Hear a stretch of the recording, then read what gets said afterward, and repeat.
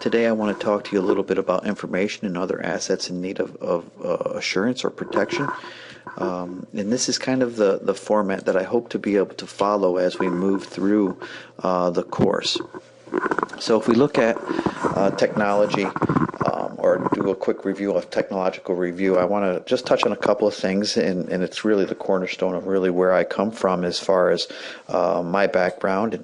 And real quick, I view technology as both tools and techniques. It's not necessarily just what most people consider technology, the devices, but it's also how we manage those and how we use those to kind of manipulate human behavior. And if you think about it in conjunction with, the criminal justice system and security, and we find this very, very true still in the information security field, that offenders and police and security professionals use the same technology. If I'm going to rob a bank, I'm going to use the exact same technology that the police that are responding to that bank robbery are going to use. I'm going to show up, I'm going to have some sort of firearm, I'm going to have a getaway car, and the police are going to show up to respond to the incident, and with the same tools. We find that the same thing exists in the information security world. The tools and techniques that we implement to protect technology or protect data are the exact same tools and techniques that the evildoers or would-be evildoers, the hackers or the fraudsters or whatever we wish to call them, use to commit their crime. So we want to make sure that we put into place tools and techniques that are a little bit more robust than hopefully our counterparts on the other side of the equation are using. I want to make sure that everyone is aware that, and I'm sure you are, that information security is an absolute necessary. There is no longer the opportunity for organizations to say that we're too small or no one is really interested in what we have. Therefore, we don't really need to have an information security policy or an information security practice or information security tools. Information security is absolutely necessary. And it's really premised on the understanding of the basic characteristics of data, plus the opportunity for someone to be neglectful or negligent and abuse and misuse the system. So, generally we say that society has a good understanding, or at least a cursory understanding of the concepts of what information security is. The thought that, we understand that we have to have an antivirus system, software on our computer, and we understand that we should have a password. But society in general doesn't have a deeper understanding to understand how the safeguard is adequately to be, protecting their organization and the things that they need to do to make sure that those occur. I'd like to look at the 6 characteristics of data when I try to define the level of security or assurance that I want to put in place for a particular piece of information. I really like to look at it as in relationship to these 6 characteristics of information or data, and those are kind, representation, form, medium, residence, and transport status. In other words, where is it or how is it moving, and then the perception of value.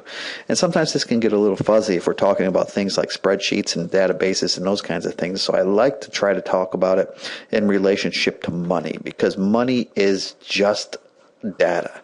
Money has all the 6 characteristics that a typical piece of data would have, and it's very easy for us to understand them when we talk about it in context of a dollar bill or a $5 bill or whatever you happen to have in your wallet. So first characteristic is kind. What does it constitute, right? And if we look at the dollar bill, what does it constitute? It represents 100 cents, right? It is in fact exactly what it represents itself to be. And it has a symbolic meaning, right? The dollar bill has a symbolic meaning that it's a very trustworthy piece of currency. It has the full faith and credit of the United States government. It has form, right? All dollar bills look exactly the same. I can take that dollar bill anywhere in the world, and an individual sees it and they know exactly what it is and exactly what it represents and exactly what kind of value it is. Right? And it is a means of storage as well, right? It stores that value. It's tangible. We can touch it in this case. And not all data is tangible. We can put most data is not tangible for that point. You cannot hold on to a bit or a byte or a nibble. But when we store it on something, in this case, the dollar bill is stored on paper, we can actually touch it. And obviously it can be moved around, not only just physically, we can transport a dollar bill wherever we want, but we can also electronically send it, maybe using a bank draft or a wire transfer.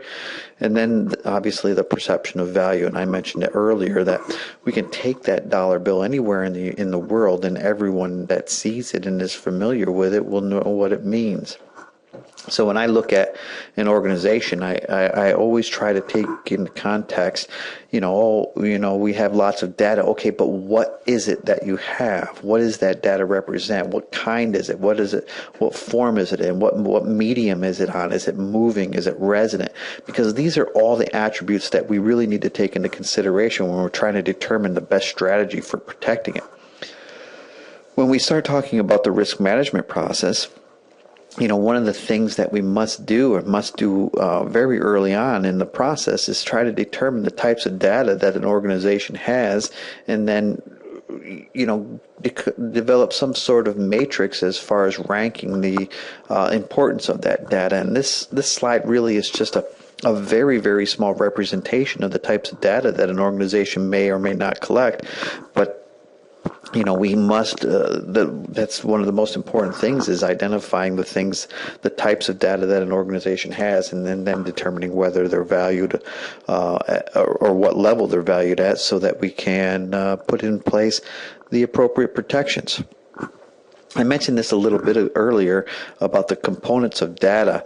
Data is represented by bits and bytes, and we take those bits and bytes and we drop them into coding, and we can create coding words and sentences and paragraphs.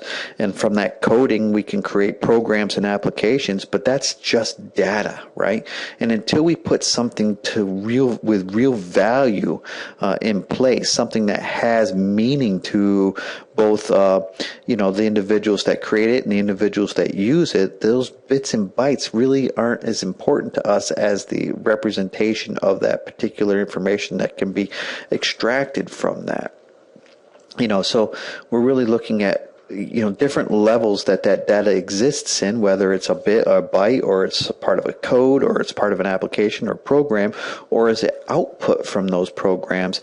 If you think about it, you can see that at each level, these pieces of information, these pieces of data have different value to us. It's very important to us when it can be used to make a business decision, but when it's just a piece of data sitting there, maybe it's not quite as important.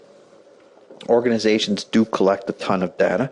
They do collect a ton of background noise as well, where we're scooping up information that we might not necessarily use to make business decisions, but we manage to scoop it up in the course of normal, ordinary business.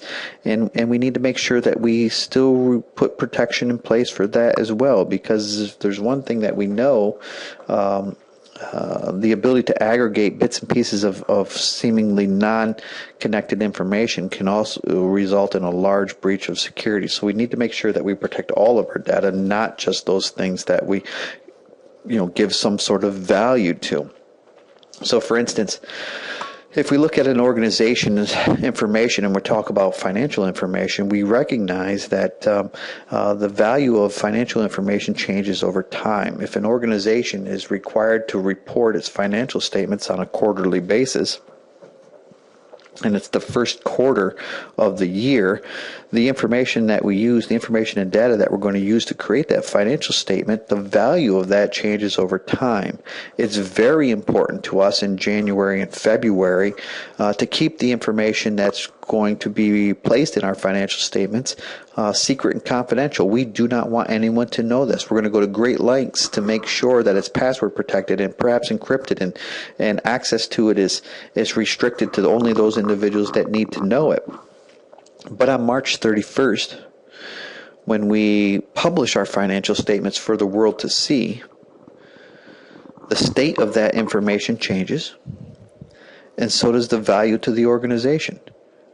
We still want to keep it accurate, and we want to preserve its integrity, but we're no longer concerned about keeping it confidential, and we are going to do different things in order to protect it now. So as the value of information changes, so does the security posture in which we're going to use to protect it as well.